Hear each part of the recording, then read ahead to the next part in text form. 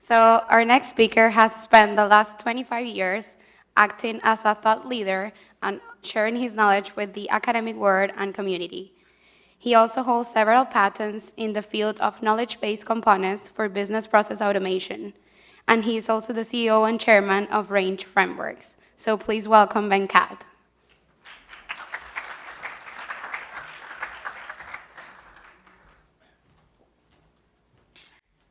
Thank you. Can Ravi hear me?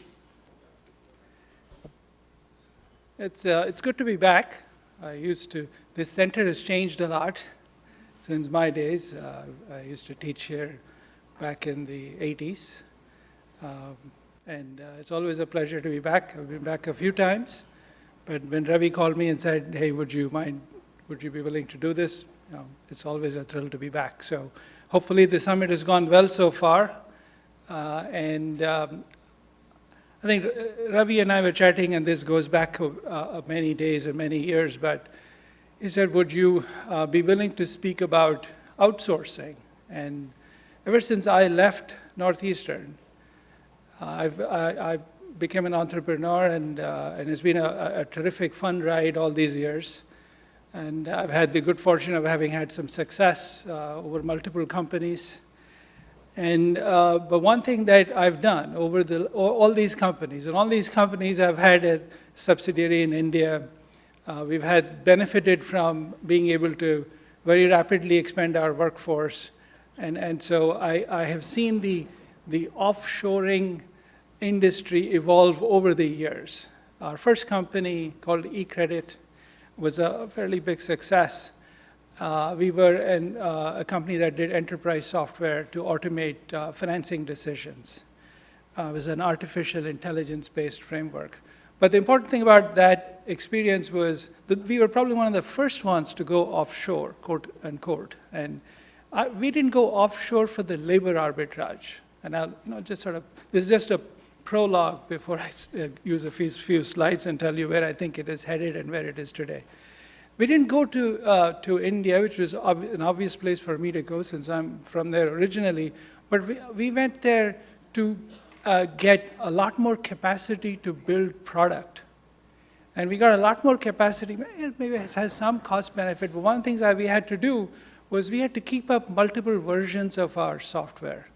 And the easiest way for us to do that was to go to India. The motives were very different. It wasn't just lower my cost. It was, can I keep up 10 versions without sunsetting any version? Because all my customers were Fortune 100 companies, and they moved at very slow pace.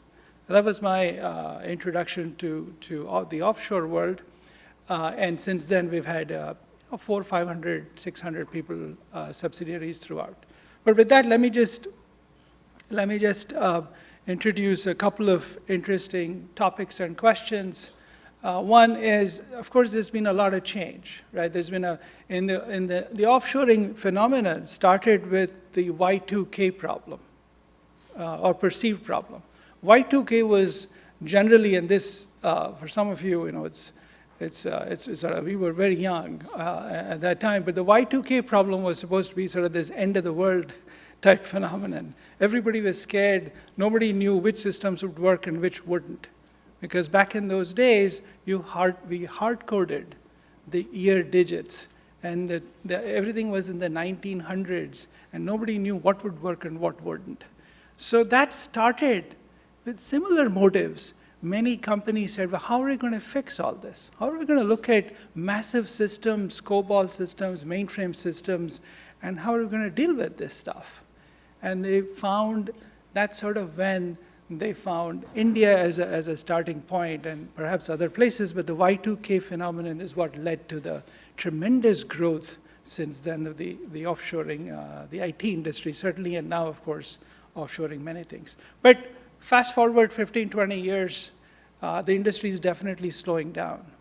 And in that slowdown, a key question in this context, and since you are all focused and excited and studying about emerging markets, is how do these companies deal with it? How do I deal with a situation where for 2 decades I've grown at 20+% And all of a sudden, my growth is slowing down to the teens and now maybe to single digits. Right?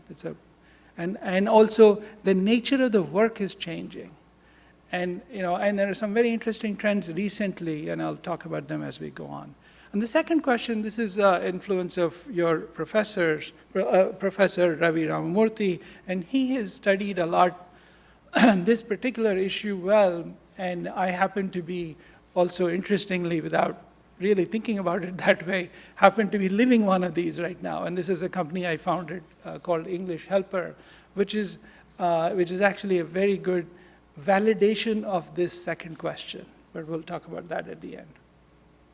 But some data, clearly there's some serious decline in growth, right? There is, in some sense, this is actually a problem that you would expect.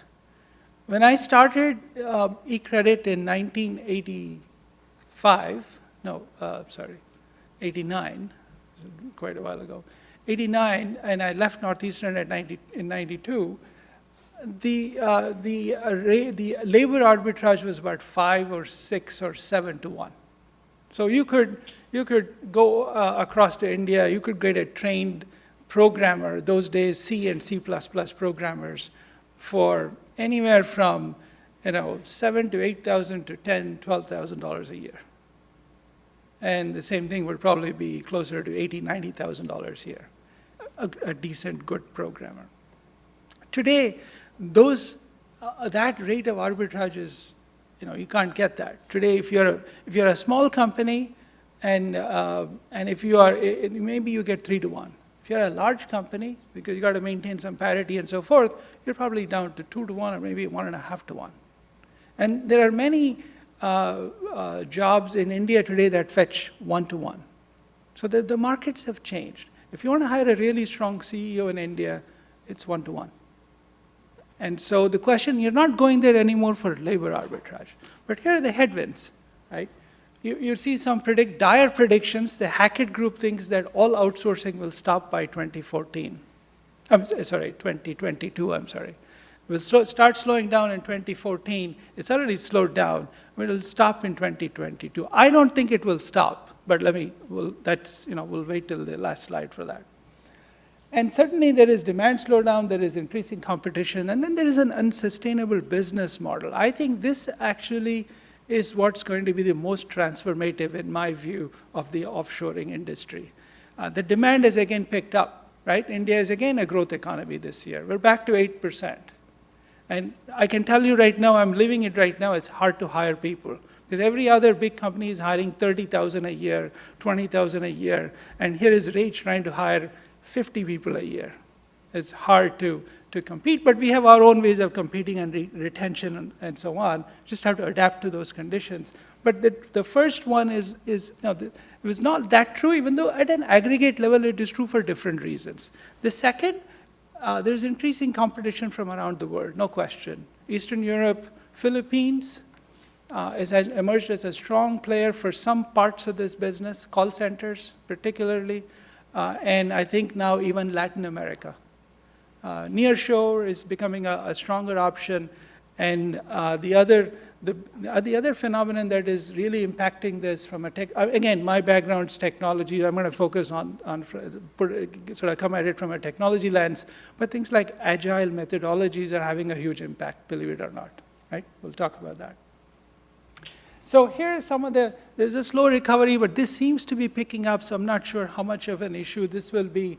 But I think the other aspect of slowdown in demand are alternatives. And that really speaks to the business model question, and I'll spend some more time on it when we go there. But I do think that the pure intrinsic demand for IT outsourcing, certainly one view of the world is, hey, everything that could be outsourced has been outsourced. So what's more to outsource? And that's one view. So yes, absolute demand has come down. The rate has certainly come down. The absolute demand is coming down. But I think there is still some outsourcing left as the outsourcing industry reinvents itself. You can see that they are beginning to do a good job of moving up the value chain. And so I think the new types of outsourcing, the same type of work may not get outsourced, but new types of work, I think, is going to fuel demand. The Internet of Things, I'm sure you've all heard about this a lot, but the Internet of Things is going to, I think, have a big impact on this. Here is all the competition. You can see if you thought, again, I sort of come at it from an India-centric point of view, but if you look at, there's a fair amount of types of call centers moving to Philippines, Eastern Europe emerging as a fairly high-quality programming centers, and I think anything that doesn't really require strong language content is certainly a possibility of being moved out. But on the other hand, I think, and the other thing that's happened is India too is saturated. I mean, there's just the quality is beginning to suffer. There's just a huge demand for more and more people, and I think that is driving some of that shift as well. In case, I think that we talked about all of this. Canada is an interesting nearshore, reasonably competitive option, depending on what it is that you're trying to do. The one thing that has always worried people who have outsourced different business functions is how core is that to your business. For me, we're all about IP, and IP is often a big question mark when you offshore. Especially India is still okay. If you go to China and other places, are you going to be able to protect your IP? That's a huge question. Now, if you're just offshoring a function, if I'm a bank and I'm going to move some low-value jobs, that's less of an issue, even though some companies, as you'll see at the end, have now begun to insource some of these jobs. But certainly, I think nearshore is a good alternative. I think the business model challenge in my mind is probably the biggest transfer factor that's going to transform this industry. And as you think about the underlying business model, in the 90s, certainly even in the early 2000s, if you're in the IT industry, you could just go to any large company, and the business model was very straightforward. You've got a function that has 200 people. You're paying about 80,000 on average. I can shift that and give you 40,000. And really, that's how these deals were constructed most of the time. And people were so happy to just get a huge one-time cost arbitrage that they never bothered about anything else. They were happy to do that. And by the way, this does have, while tactically on an individual basis, some people might think of it as, and it might have affected some people clearly, but I think in the long run, as you can see, actually the competitiveness of the US industry, in my view, has improved significantly. And as you see the growth again today at 4-5%, whatever it is, largely it's because US industry has remained very competitive because they aggressively embraced the cost arbitrage. And that's, if you look at it, them versus us, US versus, say, Europe, we have been much far ahead, much faster to do it, and again, much faster to turn it back as well. So, our ability to just move quickly, I think, is always a source of strength. But I think this business model change, let me spend a few minutes on it. Certainly you've seen wage inflation, I've talked about it. There is high attrition, especially in the larger you are, the attrition is very high, 30, 40, 50% is fairly routine. So you have people, so continuity suffers, quality suffers. We at Rage has a center in India with about 500 people. Our attrition is less than 8%, which is a fantastic number if you're in the industry. But that's because I think it's because we do some special things, and one of the special things is we're a very, very innovative product led company, and that is a lot of challenging work. We're not just moving routine stuff. The other interesting thing is we're very tight with our employees and so on. But to maintain but the general rate you're dealing with is 30-40%. 30-40% attrition is very hard to do business and to deal with that so you're like a revolving door. You have to have processes and training and all that so tight that you can deal with that. And some of the larger companies have devised ways of doing that. But in any case, that is beginning to tell at the, we are beginning to plateau in terms of the industry's ability to deal with that level of attrition. Certainly there is a productivity dilemma. Now everybody is smarter. The companies that are outsourcing have now asking different questions. And you can see this if you look up any of the large outsourcers and you look at their corporate filings, 10Ks, 10Qs. One good example is Genpact. Genpact was a very successful public company, which was GE's outsourced subsidiary, and then they spun it out to a private equity firm. And you look up Genpact's filings, and you will see this very clearly. A public statement that, look, we can no longer continue the same way we have, and we're going to significantly shift to embracing technology. And that tells you that that's the business model question. Everybody who is outsourced to you in the past is saying, listen, I'm no longer going to just, because my cost arbitrage I've already got. What are you going to give back to me now? And all the renewals that are coming up of these deals, everybody is being asked to demonstrate how they've embraced technology, how much productivity improvement are they going to give and to provide back in terms of technology benefits.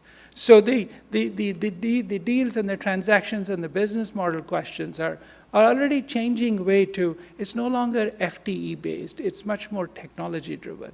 So, if I tell me how you're going to improve my business process versus 5 years ago, 10 years ago, it was, if you can just give me a cost reduction of 50%, I'll just live with it the same way it was here. I'll just move it, lift and shift, and I'll get 50% reduction in cost. I don't care if I improve my process or not. But going forward, it's obvious and very clear and fully understandable. I'm actually surprised it took us this long, but now you can see those hard questions. And I think in all of this, I think the answer is emerging sets of technologies. And I can tell you Rage is one of them, but there are many. And these technologies are going to completely change the way we do software development. And it can be as simple as software robots, that you have a couple of companies now that have software robots that do the coding for you. Give them specs, these robots will generate the code necessary. I don't think that's a long-term solution. That's just my personal opinion. Because there are frameworks like Rage that are completely eliminating programming, and that can rapidly bring mission-critical enterprise apps to production. From idea to production in a month, 2 months, 3 months, it's unheard of, right? Most people think 18 months and 24 months, and those things are history. And not because of Agile, by the way. If you've heard of Agile, Agile is a misnomer. Agile does not mean agility. If you actually just peel the onion a bit, Agile simply means you will have a lot more releases. You will have, instead of one big release at the end, you will have 100 releases. You will have a release every week, every month, but it will still take you 12 months to finish. And Agile really gets at reliability and not speed. And is just I think metaphorically, it simply is communicating or representing the idea that, hey, I'm moving quick. I'm not waiting for long, but you're not getting to the end finish line any faster with Agile.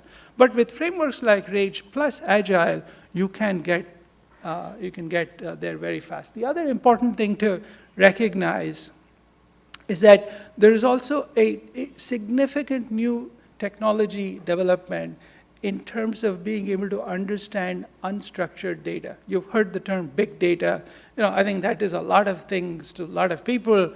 Sometimes it just means a lot of things. People have been dealing with lots of big data problems for decades, but I think the new thing, and that has a huge implication here, the new thing is the ability to deal with unstructured text.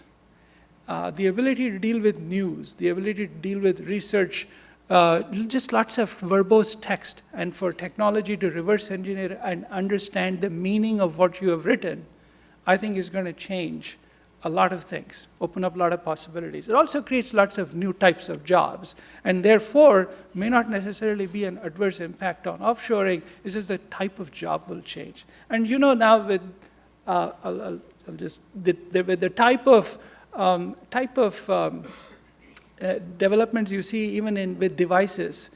Every device is going to emit data, right? The Internet of Things phenomena.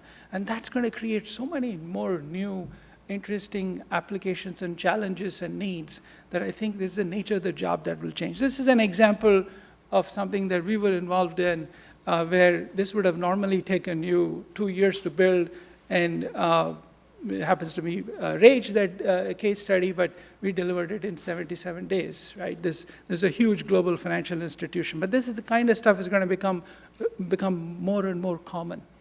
And that will change the pace of competition that, somebody can write a mobile app today, just sitting in a cafe. The frameworks have evolved. And so it's not like you're doing a lot of hardcore basic software construction. There are lots of things that are available for you to stitch things together very rapidly, right? So I think these things like that are going to change. So here's a Gartner observation, and I think it's right on. I actually think some of this has been happening for a while. At least certainly the companies I founded have all been automating decisions now for 10, 15 years. But you can see Gartner's observation that machines are going to become more and more intelligent. And as machines become more and more intelligent, doesn't mean that they're going to replace humans, but I think there's a whole question of sort of the type of work we do is going to change. I think so, but from a limited lens of offshoring, I think you're looking at the type of jobs changing. Certainly and all of those companies trying to reinvent themselves. Some big firms, like there's a big company, big offshorer called Cognizant. Cognizant has been a huge runaway success. By the way, Cognizant and when I started eCredit, we both had the same parent. It was Dun & Bradstreet. Cognizant is Dun & Bradstreet's Y2K effort. And it morphed itself and is now called Cognizant. Well, I had a company at the same time, and we had the same parent because D&B indirectly invested in eCredit. And we were successful, so is Cognizant, phenomenally successful. They just set up a local office here to start buying product companies. So all these companies are adapting by trying to they're all morphing into product and IP-oriented firms. Now, there's a new trend, too, that I should just quickly mention, and that's people are calling this insourcing.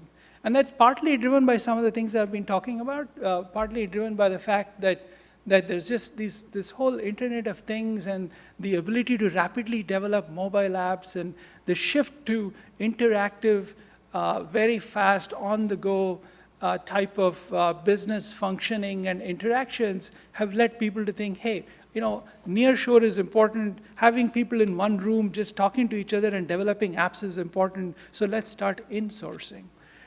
GE, which in many ways led the outsourcing move, that's Genpact, right, has now brought everything back in-house. They've just set up a big team here, and it could be Genpact setting up the team, by the way. All these outsourcing companies also have a huge US presence, and they're no longer just offshore-centric, they're also onshore-centric as well. GM is the other one. And I can tell you that we work with a very large global financial institution, and for the first time this year, we had to set up a New York center for this firm. And that was a bit of a big step. This company employs 30,000 technology professionals, and 25,000 of them are outsourced. I'm not going to say offshore. I would say 95% of them are offshore, around the world, not just in India, a large majority in India. This company just decided for very high-value technology functions like Rages, we're going to move them into New York. And that's pretty expensive on surface, but the turnaround and the value they expect is so high that they feel like they can achieve that. So, like any cycle, this is a hype cycle. If you're not familiar with it, this is a Gartner creation, and every industry, they predict and project what's going to happen to the industry, what are the things, and their point of view is when something new comes around, there's a lot of hype around it, then people get disappointed, it comes down, you get reset, and then it begins to mature. And I think, so business process outsourcing was a hype 15 years ago, it's matured and it's changing nature. But certainly, I think two things for these offshore providers. One, they can move up in the value chain, and that's what they're all trying to do. More actively than a couple of years ago. Very public, very conscious attempts. You can see TCS buying companies on the West Coast. Genpact has set up a West Coast unit buying companies. Cognizant has set up an East Coast unit buying companies. We're all trying to get into they call it IP. Let's create our own IP. What they mean is we want to move away from the FTE-based business model. That's not tenable in the long run. So the game is changing, right? And I think option two, which is going to, I think will have a dramatic impact, is they've got to embrace this. This is a tough thing for them. And about 10 years ago, Wharton, I think I gave an interview to the Wharton Business School, some event, and my sort of view was, look, this whole FTE-based model is going to change, but it's not hurting anybody yet. So nobody's going to do anything because they've got to cannibalize their own business for them to adopt, to move and into a more of an automation-oriented view. But that's happening now. You see everybody talking about pressure on margins and the shift. Now, I think so far I'll close with this slide. But but I think when you think about offshoring, I do think that you need to think about it in the larger context. Offshoring, to me, really is a sort of a small part of think of it, sort of an enterprise architecture. How do you architect the enterprise? Offshoring is one part of it. But if you want to be really think about, I want to be really effective, efficient, competitive, value maximizing, I think my sense is all of the things that are happening around us, the ability to now deal with unstructured data.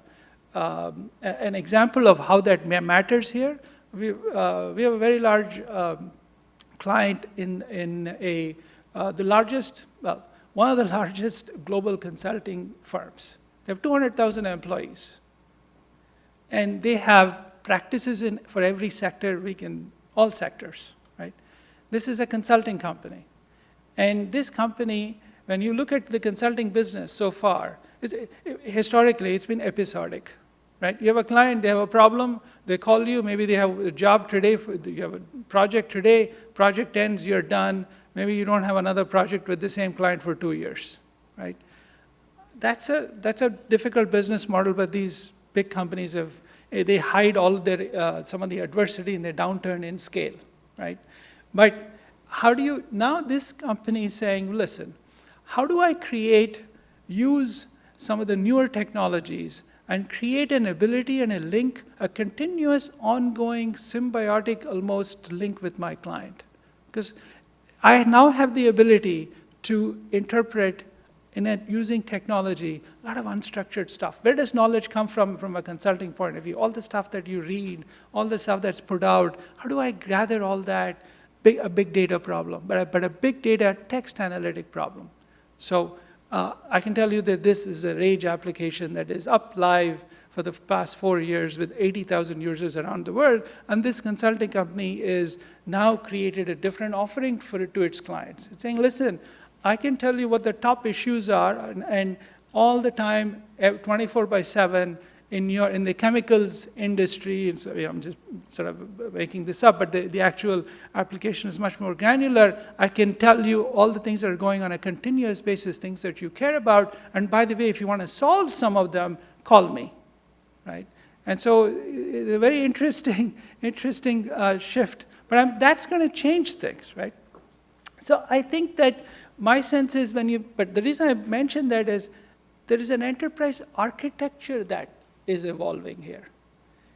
When you just go back historically, and that, because there is technology evolution on the one hand, right? When technology initially showed up, when the first computer showed up, we all let our imagination run wild. We said, oh wow, what are all the things that it can do? But the actual delivery was much short of promise. And with every technology wave, it's been much short of promise, right? But I think finally things are catching up. Things are, if I can give you a real-time enterprise application that is coming very close to promise. And I think now with the ability to reverse engineer text and understand meaning, I think I'm getting, technology is not going to be, now is actually going to help businesses get real-time, become real-time architectures. And so I think we should think about offshoring in that context and not necessarily in an isolated view just in and of itself. I think this is what is going to change the future of offshoring. But let me stop there and see if you have any questions. Thank you.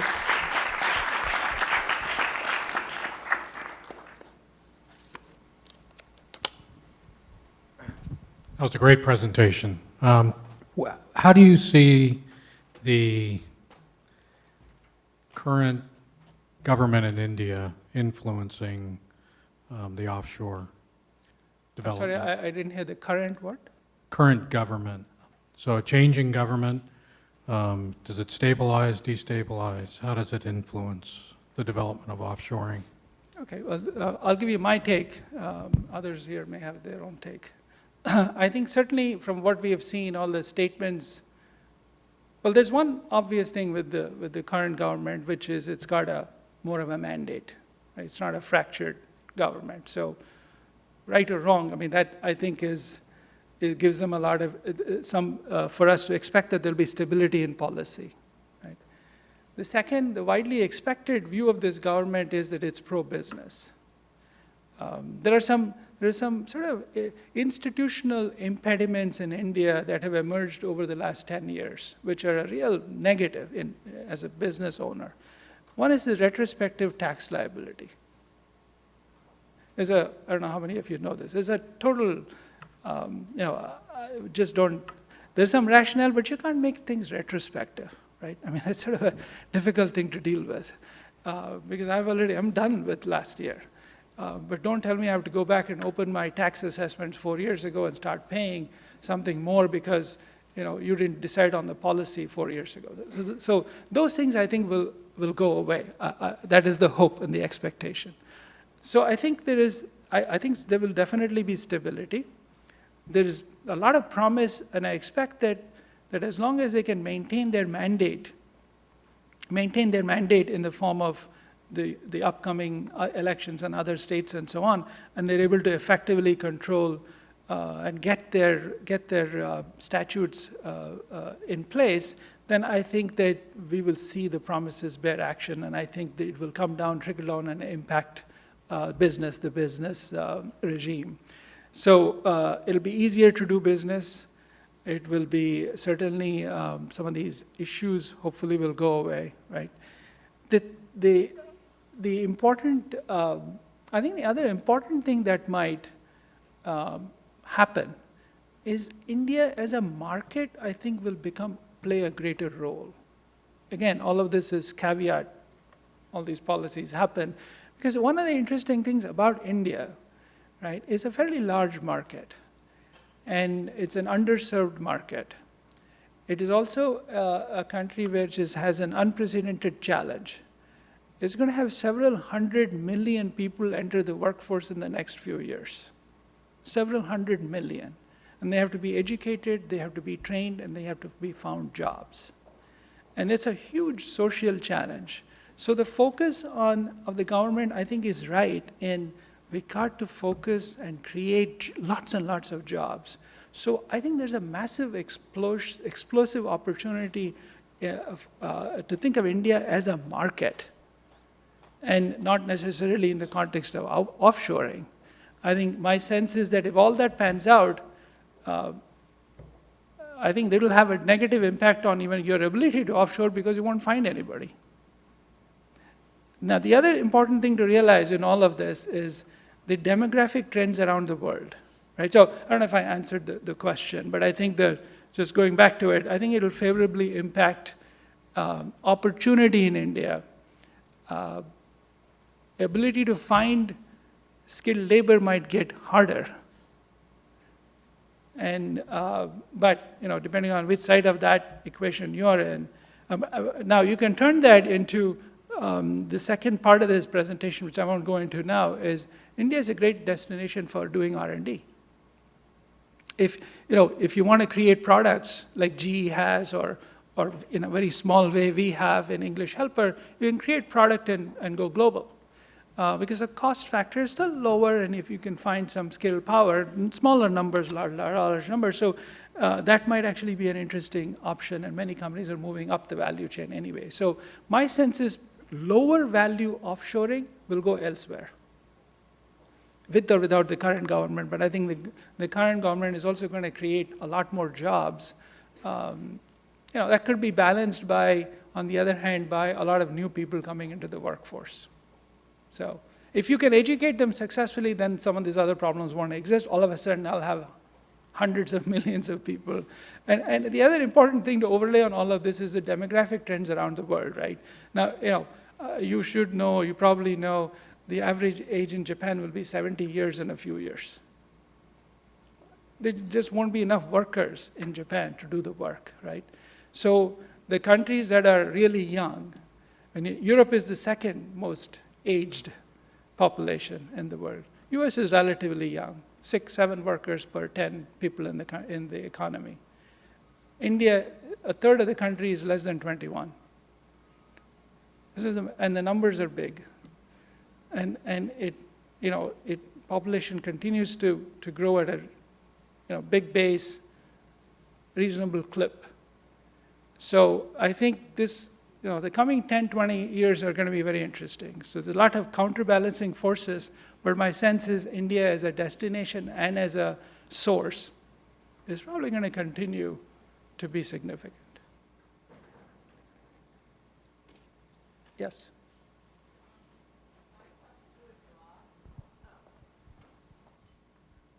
My question is really broad.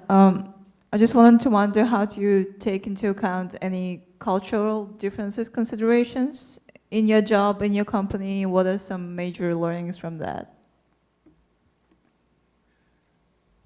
So if I interpret the question, it is about how you deal with a remote workforce that's in an offshore, like in India, and how do you deal with cultural differences? Yeah.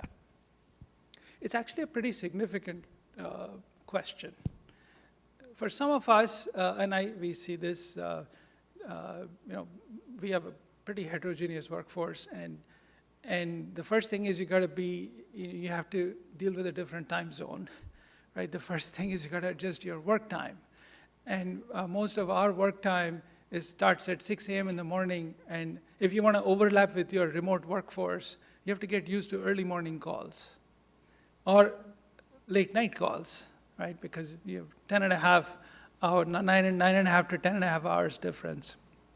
It's basic, sort of just physical thing. The second thing I think is there are differences in how people communicate, and the common challenge that you often encounter is people are not used to being direct. The communication style is not in the face, and you just need to recognize that. So you might hear a yes, but that may not mean a yes, and you just have to understand that there's no intent necessarily to. And there is a general tendency in India especially, the population is used to a hierarchy, and so people are very respective of the hierarchy. Like in Japan, you can see this in extreme manifestation of this. In India, there's general respect for the hierarchy. So people are not going to tell you no in your face, but you got to just thread the needle. You got to just find your way to it, and that's an important practical thing that you have to recognize. It's not out of an intent to but you're just not used to that.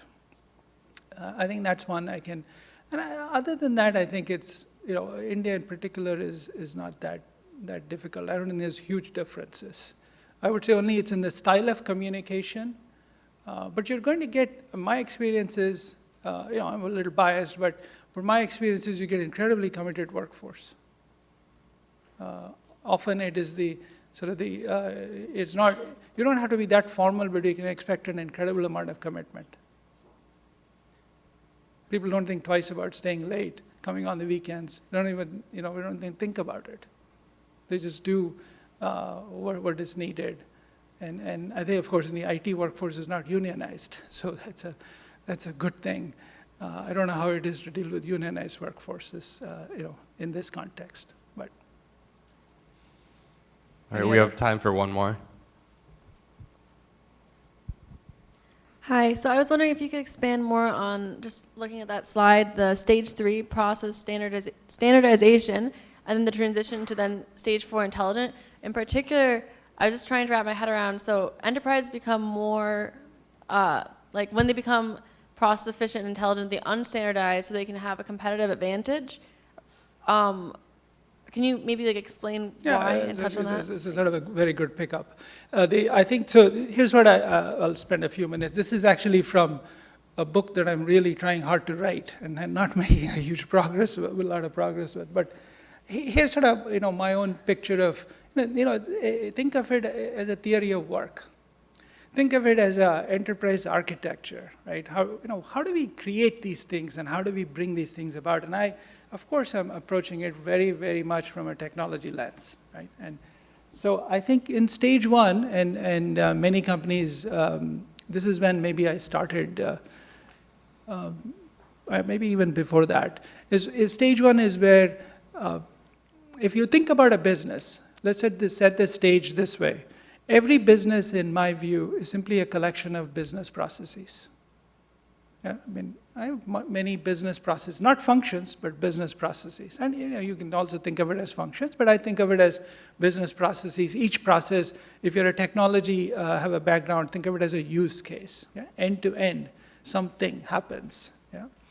And so in stage 1, this is back when maybe there were mainframes. I used to work for Union Carbide. Doesn't exist anymore, but I used to work for them. Fantastic company, despite what happened in Bhopal. But nevertheless, I think that when you had maybe, I'm thinking 30 years ago, stage 1 is when people move from desk to desk to execute a business process, meaning that the flow of information was very largely manual. Maybe this predates computing, but I think even with the onset of early computing, it is largely a very manually driven, maybe there was email, okay? But think about let's think about a process that I'm very familiar with. I want to grant a loan. I'm a bank, I want to grant a loan. I have to get the credit application in, I've got to have an underwriter look at it, I've got to make a decision, and then I've got to communicate the decision, and then I've got to disperse funds. 30 years ago, how would this have happened? You would have had to walk into a branch. You would have had to manually write down an application. Somebody would have had to go look at it. No spreadsheets. So you had 14-column pads. This predates you guys. 14-column pads, you spread the data, yeah? And then you said, okay, this person is risk-worthy.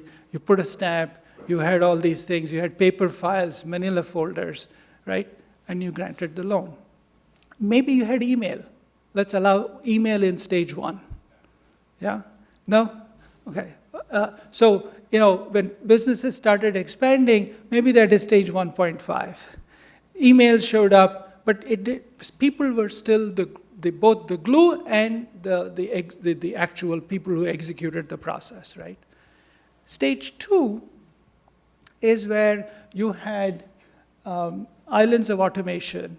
I call it islands of automation in the sense that you had, all of a sudden, technology showed up and you could build applications. These are the days of, again, predates most of you, but Debase 3. I don't know how many people remember that. These are just, people realized that you could separate data from code. Not in COBOL, code and data are together, right? People suddenly discovered, this is code and date, and said, you know what?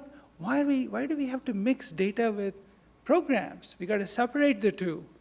And once you separate the two, the world opens up, because now I can write whatever code I want. I've separated the data, I've insulated it, the application from changes to data. I mean, that was a discovery, right? Big discovery those days. So what that led to was lots and lots of applications, desktop applications. Remember, the PC XT had just come around, the PC AT had just come around, IBM. The PC AT cost $9,000 when it came out. And I'm talking 87, 88. So that was islands of automation where you had, but the business process is not just one application. So you had these point solutions. We call these things point solutions. Somebody used Visual Basic. It's like quickly doing something in Excel, right? You do a little macro. Is that an application? That's a point solution. It doesn't solve the entire business process. It has a very, very microscopic view of that process, right? That was stage 2. And then we went through a whole evolution, and that really, it was okay. It achieved maybe instead of, writing that application by hand, you could enter it online somewhere. Not internet, no internet yet, but that's later. That's stage 3.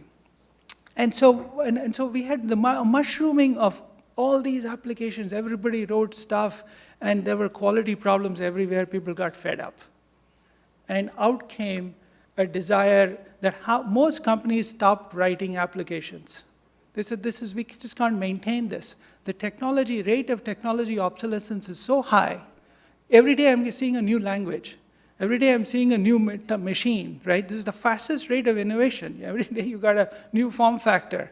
And they say, well, wait a minute, we can't handle this. So let's stop. This is not our core competence. So out came SAP. Out came standardized. So businesses said, this is not our core competence. Why don't we standardize it? How can our procurement function be any different than somebody else's procurement function? Let's buy SAP, right? That's the stage of process standardization. And now, if you see a Harvard Business Review article, this is, I think, by Tom Davenport, that says the coming of standardization or something like that, right? I think with standardization, businesses lost a huge opportunity to compete. But that was the maturity of the technology they had. I think it was a smart decision given where technology was. If it takes me, each day I've got a Java and then I've got a Java Plus and a Java Plus in every other month, I can't keep up. So I said, you know what, that's a specialized function. Let somebody else deal with that problem. Let me worry about things that are core competence for me. But I think stage 4, stage 4 on the other hand has an exponential promise and ability, which is all of a sudden, people are saying, listen, why do you have to standardize? I can give you mass customization without programming. I can let you literally model your business process visually, and when you're done, the process is ready to run. No code. I'm describing the RAGE framework. But there are people who are doing these kinds of things. I can intelligently sense the external world, and I can bring intelligent information to you. So anyway, in the paradigm, I think now my sense is this is the coming age of de-standardization. I think we're going to see, I can send it to you, but I think that packaged applications will go away in the next 5-10 years. They will either adapt, right? How many stories have you heard about how long it takes for somebody to implement an SAP? There are lots of stories. Just Google. It takes months and years for a large company to. Why? Because it's inflexible. It's good, it's big, it's functional, but it's inflexible. Those days will disappear in stage 4. Again, these are big statements. I mean, somebody said checks will be extinct 50 years ago, and we're still writing checks. But we are using online banking a lot more. So I expect that the percentage of the market that will be using packaged apps will begin to decrease. We are a good example of that, right? We work with several large global financial institutions. All of a sudden, they're saying, wait a minute. Right now I'm live with competing in an opportunity where I have a 9-year-old product and we have rage.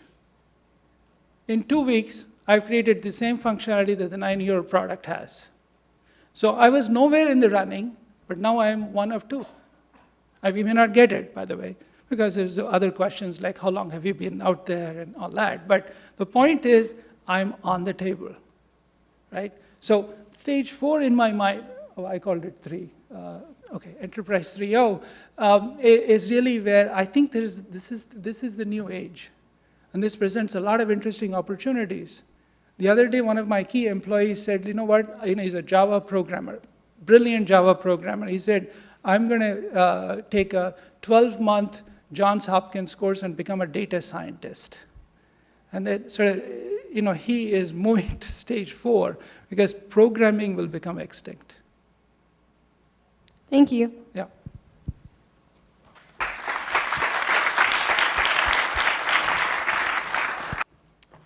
Hey, so to close the event, we just wanted to thank all of the speakers again for taking your time and sharing your knowledge with us today. Again, a special thanks to the Business School, to Wells Fargo, to Ann Benwer, and to Ravi Ramamurthy, and to all of you for taking some of your time of this Saturday and being here with us today. So thanks again.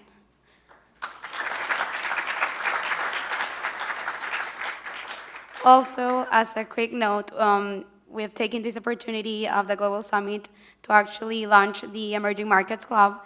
So in a couple of weeks, you might receive some emails from us, and if you're interested in joining us and being a part of the team, you're welcome to email us. So we'll keep in touch.